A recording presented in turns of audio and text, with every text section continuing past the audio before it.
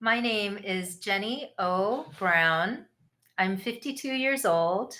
Today's date is June 7th, 2021. I am in Chicago, and my wonderful partner is Howard Reich, who is a very dear friend and also a much admired professional colleague. My name is Howard Reich. I'm 67. I still can't believe that. The date is June 7th, 2021. I'm also speaking from Chicago, Illinois, and my conversational partner will be Jennie O. Brown, someone I've admired for a long time. So Jennie, I think we set this up as the idea of a musician speaking with a critic. So let me ask you first, how do musicians view critics? What do you musicians think about critics? It's an interesting question. I think when I was younger and my fellow students and I would talk about music critics, it was with, a slightly healthy dose of fear. Because, thinking about the word critic, um, and of course, musicians, in a sense, we kind of thrive on criticism because it's what allows us to kind of keep reaching for that next level. I think over the years, though, as I've been in the professional world now for several decades, I have to say there's an aspect of criticism that I almost view like mentoring. And, sometimes people will make comments that I disagree with. For example, if I'm playing something that's contemporary, someone might mistake something that's written in the score, like a pitch bend, as being something, that was a technical issue when it wasn't. So things like that, obviously, you can't take too seriously. But with critics such as yourself and several other of the critics here in town, like Win Delacoma, and other wonderful people who write about music, and certainly John Von Ryan, your predecessor, there's a lot to be learned from reading music criticism, and not necessarily our own criticism, but also just reading it in general and hearing how people receive performances. I think one of the most fascinating things to me is when I happen to be at a concert and then I'll read a review of it the very next day. I remember there was a review of an Emmanuel Pahud concert that just was really, it was actually very funny because the reviewer was responding to his sort of bravura on stage, which of course audiences adore, but not all critics adore that. And so it was kind of an amusing response to the concert that I saw, even though the concert itself was, of course, brilliant. So yeah, in a sense, I feel like it's sort of two sides of this coin of learning and growing and both trying to serve the industry as best as we all can. And yeah.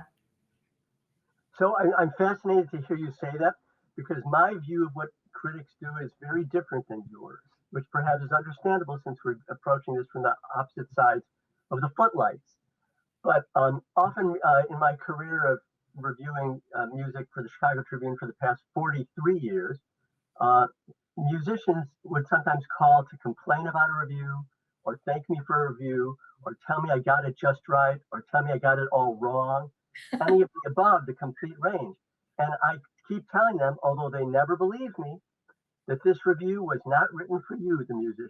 It was not written for you.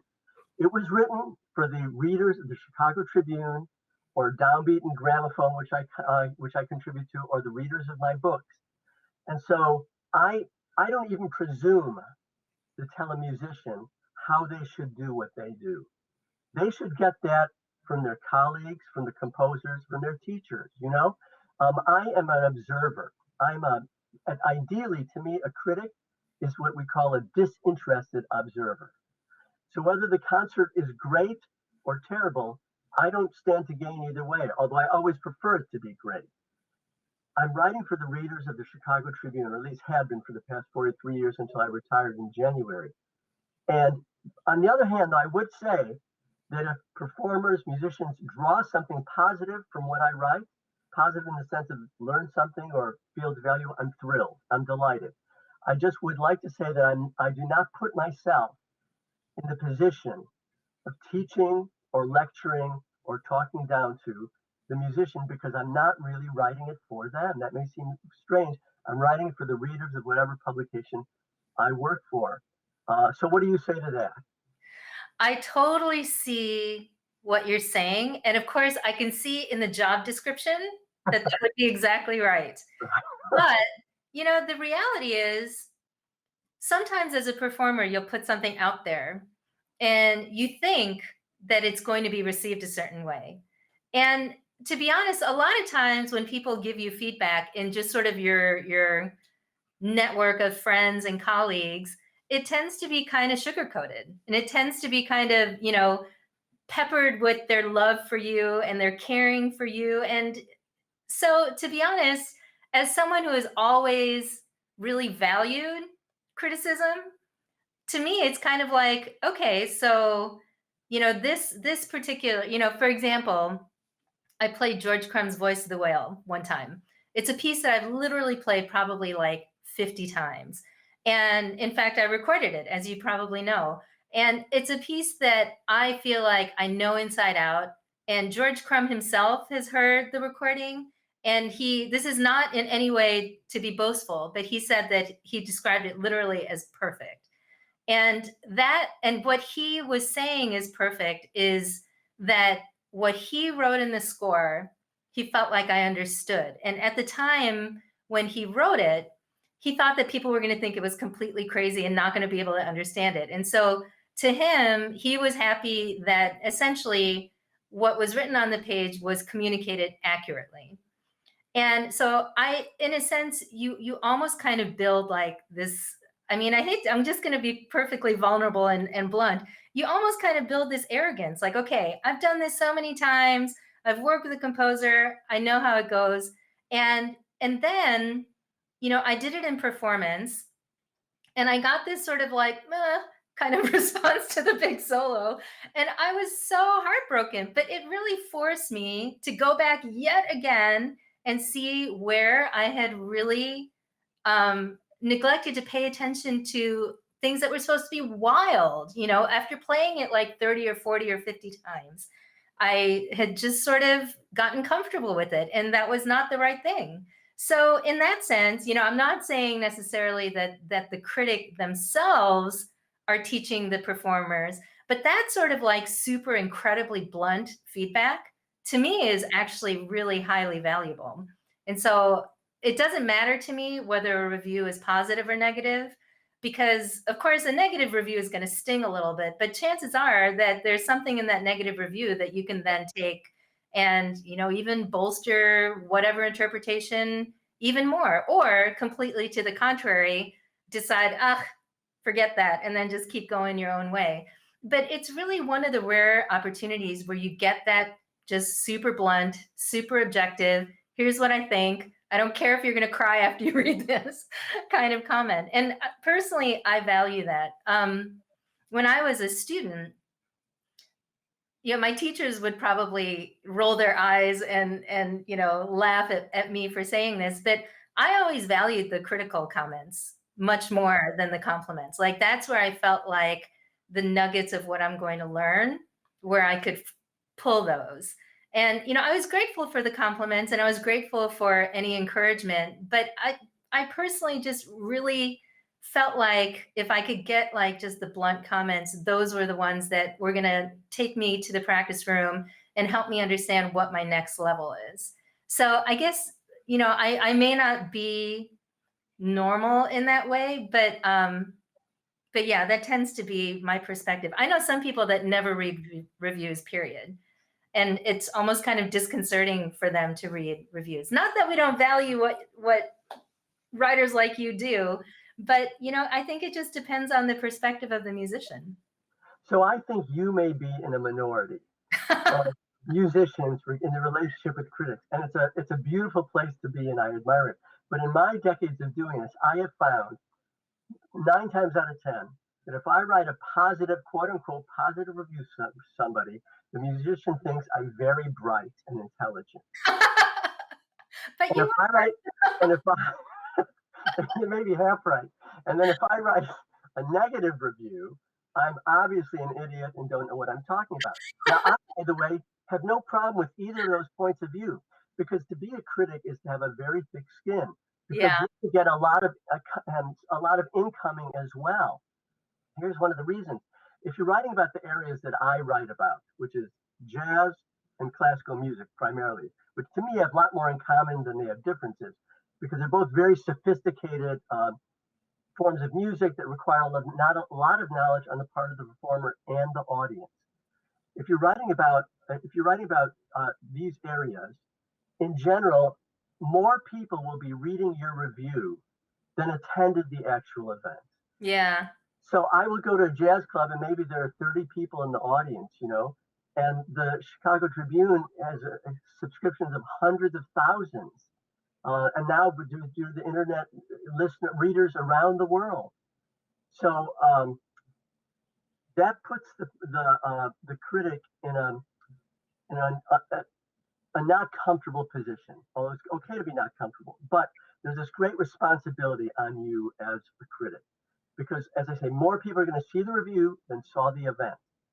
And just by virtue of writing about an event, you're giving exposure to that performer. I think there's a positive to that. In fact, early in my career, before I was even joined the Chicago Tribune, I was an intern at the School of the Art Institute's Film Center. Before it was called the Film Center, before it was called the Siskel Film Center. And I overheard someone there say something fascinating. She said that if Roger Ebert gives a movie a positive review, it triples the audience. And he gives it a negative review, it doubles the audience. Oh, In interesting. other words, just writing about something, just putting that spotlight on something, you can yield positivity. The thing is, for the artist, but many artists don't realize that. If you write something negative, then they become, perhaps understandably, humanly defensive. I do not have a problem with that because I'm an author of books and films, and I'm also on the receiving end of reviews. And so although I do read the reviews, I give them not much significance. They're not significant because I'm the one who has spent the years writing the book or the years making the film, just as you have spent the years learning the George Crumb piece or any other work by Beethoven.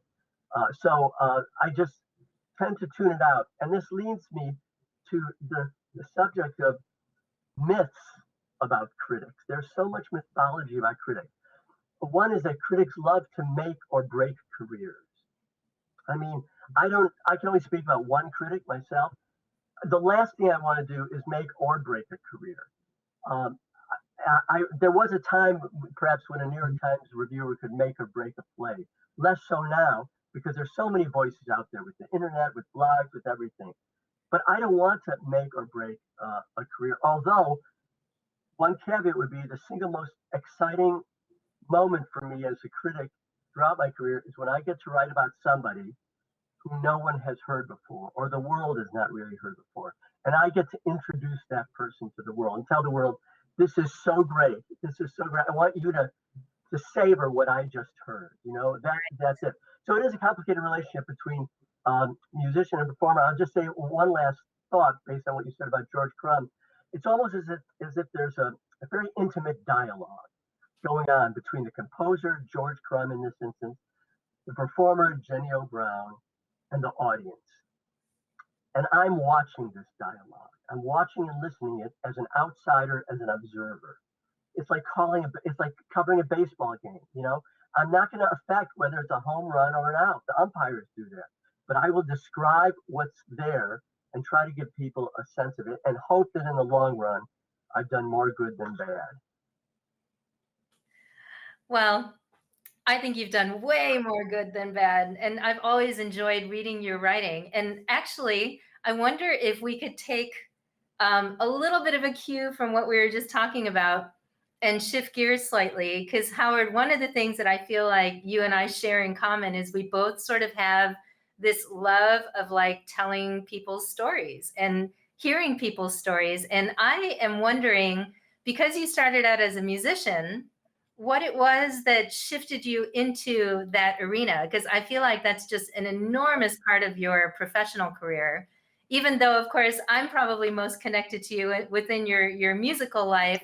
I think even the way that you're talking about sharing these people and these stories and their art with the world, I think obviously the most perfect example of that right now is your work with Norman Malone.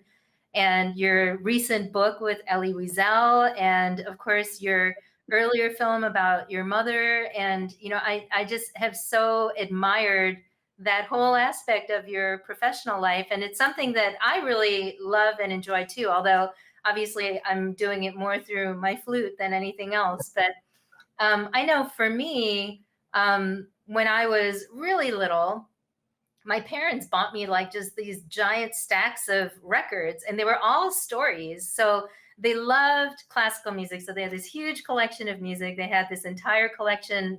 Do you know this? The complete works of Beethoven with the Berlin Phil and all these. I mean, it's just this massive, massive collection. And that was where my love of music started, was with those old records. And Van Cliburn's Brahms second recording with the CSO, and also the Rachmaninoff second piano concerto as well. And it's funny that I'm not a pianist, but those were two of the things that really sparked my interest in music.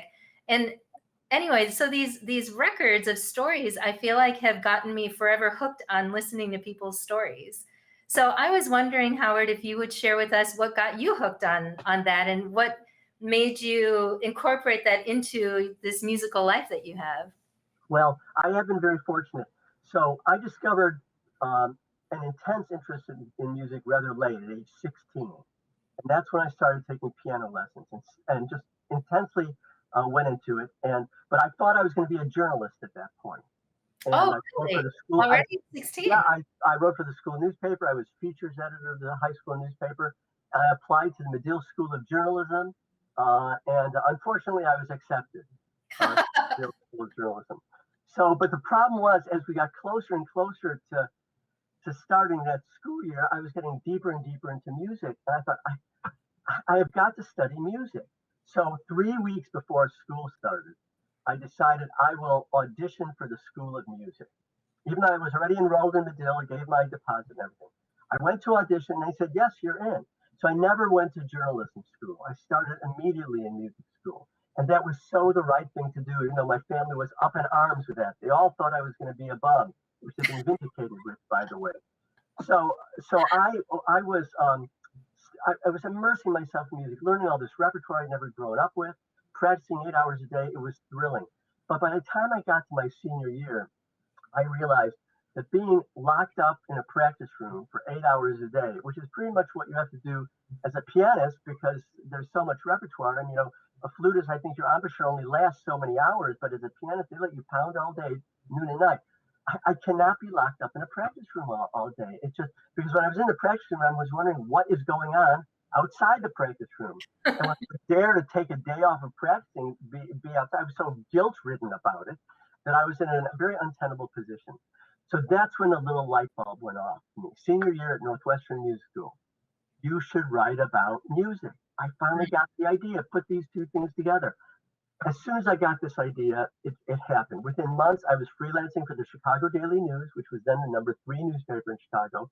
Within a year of that, I was freelancing for the Chicago Tribune, was hired by the Tribune, and spent my entire career there. Wow. So for me, there was no separation between music and writing about music, between making music and telling stories. If you take one of those away from me, I'm not me anymore. So Right. that's just how I stumbled onto it. But what worries me is that if I were 23 years old today, that would be a much harder road to go on, because most newspapers are not employing music critics the way they did me. Yeah. That I would have had to, right now, if I were doing this, I would have had to find another way of doing it. Let me ask you. I mean, so you fell in love with music, you fell in love with these stories, you fell in love with the flute. How and why did you decide to make this your life? I honestly, I think about this all the time, to be honest, and I'm not totally sure I have a super inspired answer, other than playing the flute. It just feels good, and it's just fun. I love the sound of it. When I listen to ensembles, my ear just always gravitates towards the flute, even if it's a small ensemble or a large ensemble. It's just something that I've always. It was one of these things where I started late as well. It's funny. I tried to start as a sixth grader, so I was like a 12-year-old, And my band director said I was too old and she wouldn't let me join the band. So my mom just, called up the local flute teacher. And little did we know, I mean, that's really the best way to start an instrument is with a really skilled teacher. And so I jumped in as like, I think a 14-year-old or 13-year-old, I guess, in 8th grade. And by the time I hit junior year, I left school that summer and went to Interlochen, and then the rest was history. So that climb to being like too old to play to being headed to Interlochen was only like about 4 years. And I just really loved it. And it's funny because I was very happy to be locked up in a practice room for 6 or 8 hours. And I remember there were very long stretches of time that, I'd be practicing for 4 or 6 hours every day. And it was just really fun and really great. So I just really kind of enjoy it is the bottom line. I know there are so many musicians out there, and I think there are lots of different reasons why people enjoy it. But for me, it was just kind of a heart thing. I just thought it was fun. I mean, I would say what you just described is how I feel about writing, Mm, because I spend most of my days staring at this very computer screen writing. I talk to people in between, I go to concerts, but when it comes down to it, this is the arena, me and the computer screen and filling that blank page. But because I've also been able to work in documentary film, that is like the opposite. Because mm, if you write an article or you write a book, it's you and the computer screen, and no one is there to help you or save you until you've written down and then you get help from an editor. If you're working on a film, it's the exact opposite. It's this communal, collective experience where there are so many people working on it. You don't even know all the people working on it. You don't know all the people who are making the fine tunings on the editing and the color correction and the sound making. It's just beyond you and the transcribing. And that has been exciting and challenging because it also means letting go of some control. Because the words I write on the page, I am 100% in control of. And nowhere is that more the case than in writing a review of a performance. Because you come home from that concert, you're at your computer at 10 o'clock or 10:30, and the review is due at midnight, or it's due at 2 a.m., or it's due at 9 a.m. And the editor is going to take it, read it, and nowadays put it online immediately and then into press. There's almost no barrier, no interference between you and the reader. You have 100% control. And with a film, it takes years and a lot of people, and you're giving up that control. And I found that I love both those worlds equally. But when it comes down to it, and people ask me what I do, what I am, who I am, I say, I'm a writer. That's what I am. That's actually a question that I struggle with all the time. It's actually the question that I like receiving the least is what do you do? Because I honestly don't really know how to describe myself in one word. So I always say I'm a musician because I think that pretty much encompasses it best.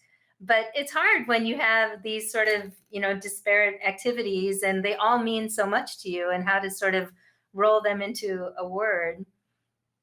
Well, you do a lot of teaching, and that seems to be important to you. So that's something I don't do except guest appearance in the classes. Why do you teach? I really love my students. And I just find them really interesting and fascinating. And I think that it's just a tremendous privilege to walk alongside them, no matter what phase of life they're in, whether they're junior high kids or high school kids or college kids. I mean, they're not kids, college adults.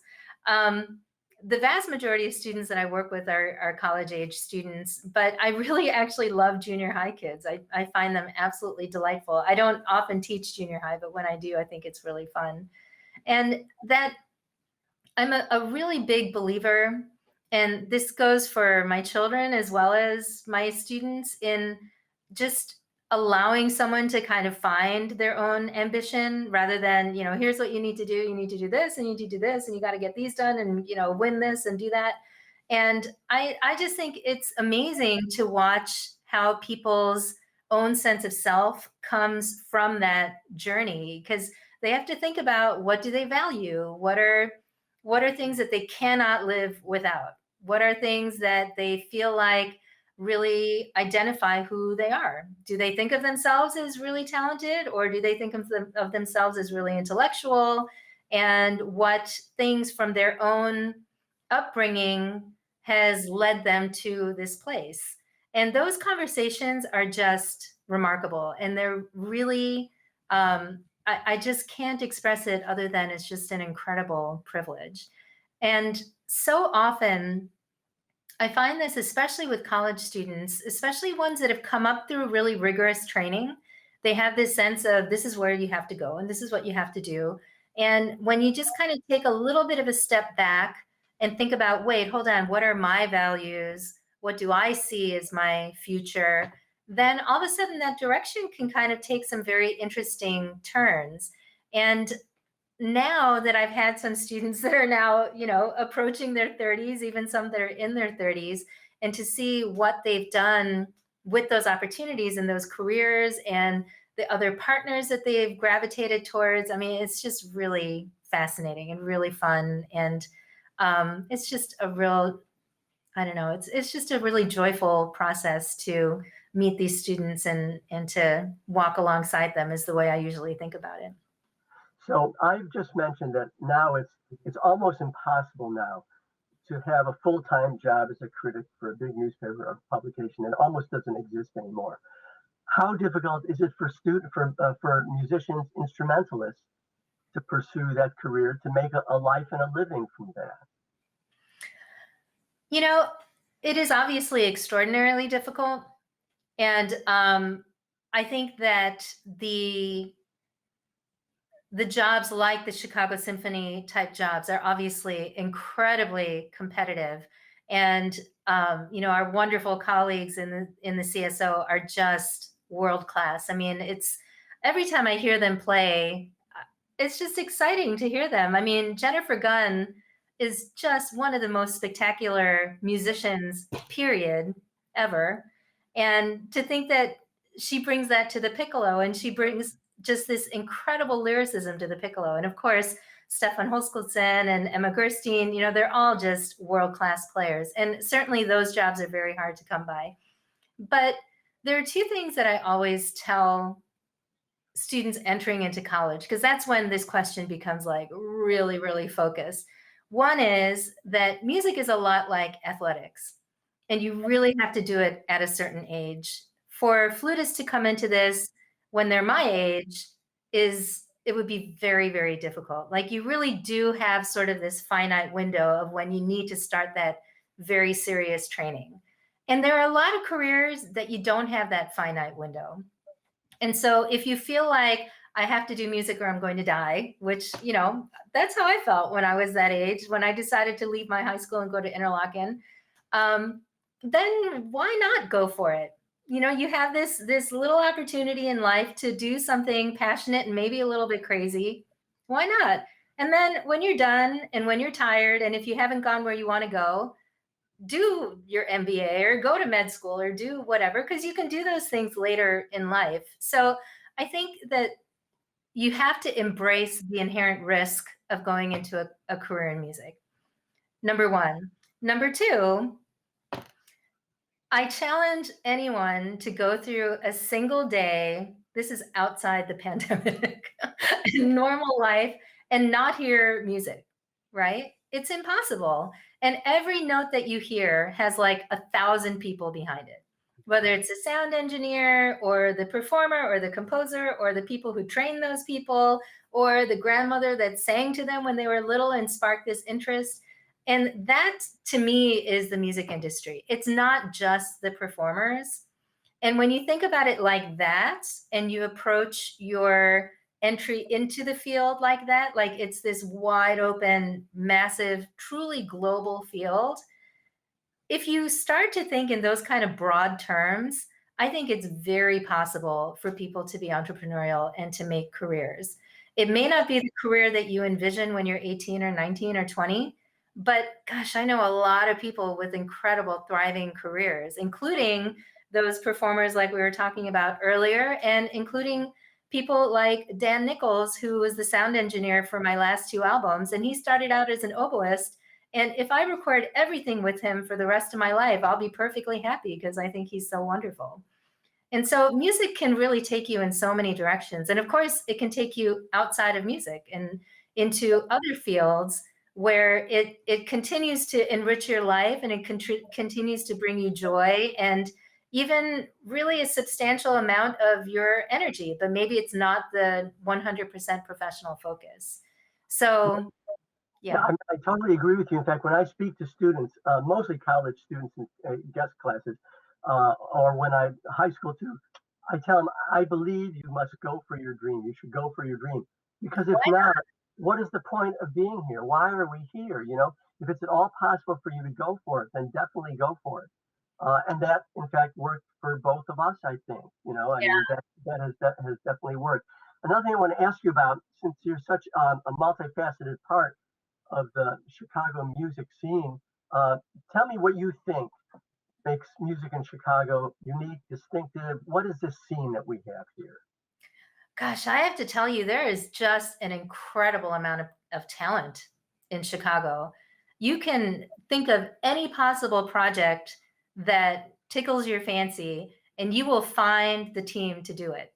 And there'll be people who are generous and kind and brilliant and experienced. I mean, it is just such an amazing body of artists and body of entrepreneurs and body of just incredibly forward thinking, innovative people who also, I think, really value community and really value encouraging and supporting one another. The people that I'm closest with, they are very quick to lend a hand to people. And if you get some new graduate graduating from college that just wants some ideas about whatever, you can call any one of these people and they will have coffee with you. Even though they themselves are so crazy that they are constantly talking about not sleeping and too much coffee and all that, but they will still make time for people who are trying to enter into the scene. It is really kind of remarkable. I had a conversation just recently with several people who I think you could call leaders in the arts field easily. And they were all commenting about Chicago just has a very, very special sense of community, even though it is really big, but somehow it doesn't, sometimes it just doesn't feel very big. Yeah, So yeah, I, to me, that's the engine behind Chicago art yeah. is I'm struck by the stylistic breadth of what's here musically. I mean, absolutely. from those rarefied jazz avant-garde to cerebral, classical, experimental to jazz, blues, gospel. I'm amazed at the breadth and the depth of that scene. That's And, right. and in addition to that, I'm struck by the just the exalted technical level of all of that music making. You were mentioning the CSO and how astonishing these wind players are. I mean, that's the most beautiful wind section really that I know of in the CSO. But I feel when I listen to the Chicago Symphony Orchestra, I am not tense or nervous. I do not worry because it's as if when they play, technical demands of sound as if they are not an issue. Now they Right. told me we were just holding on by our fingernails. They told me, but there's just such a complete command technically. The things they play, the tempos, the voice, it's just astonishing what they do as one composite group. And I also found out in jazz, as I've traveled around the world, I've been everywhere. I mean, Cuba, Moscow, just I rarely find a scene that's where the musicians are the same or better than what we hear here. And I think Chicago audiences almost take that for granted that this is what it's like. It's not. You go to most other places, it's not like this. Absolutely. And it was interesting with Ear Taxi. I think, I feel maybe a little bit kind of like in my own life, we were having the hardest time just describing what it is that Ear Taxi was going to capture. And the best thing that we could do is to really articulate that we're trying to capture it all, the multitude of styles, the multitude of traditions, the cultural backgrounds that they all come from.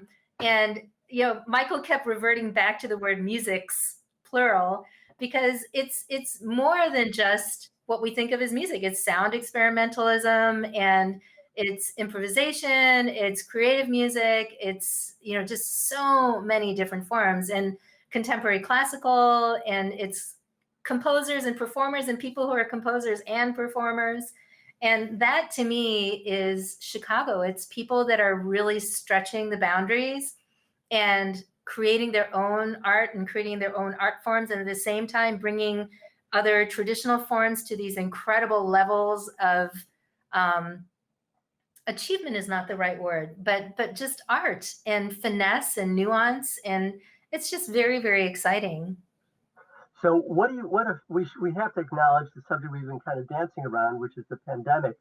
And what effect do you think that's had on the musicians and on the scene? And what's it going to be like as musicians return to performing? You know, what is your sense of what has just happened and what's going to happen regarding the pandemic? I think people are so tired. I think it just really wore people down. I think it really scared people to death as stages closed. We've never seen anything like that on such a scale. I think people were physically affected by all the tension. All of a sudden, there were manifestations of that tension in the body, which was really hard, not to mention just sitting for so long and all of those things. And of course, people's livelihoods were very threatened. So I think without question, just the apprehension around it. And of course, at the same time, we're seeing people close to us who are affected by it, whether they themselves have gotten it or family members or people just sort of in the community that have gotten it, and some who've gotten sick and passed away. And all of those things are so traumatizing. And then on top of that, dealing with the social justice issues and the political issues that have been at the forefront, which largely have not been issues that artists are feeling very edified by. And so there are so many forms of trauma that were connected to this period of time. At the same time, again, going back to this incredible Chicago community, it was this opportunity to pivot and just blossom into this new forms of creativity, new skills, new ways of expressing. And I think that what we're going to see come fall is that there's just going to be an explosion of art, and it's going to be a different kind of art. I think it's going to be incredible and inspiring, and I think the future is bright, and I think it's very, very exciting. Yeah, and I think so too. I don't think the world at large recognized how this pandemic uniquely affected musicians. It did. Yeah. It affected a lot of people, tragically in many cases. But to have your entire way of life erased in 1 week and have virtually no other way to make a living to sustain. I mean, one thing I noticed a lot on social media was musicians saying not only did they not have places to play or gigs or income, but even at home they could not bring themselves to practice their instruments.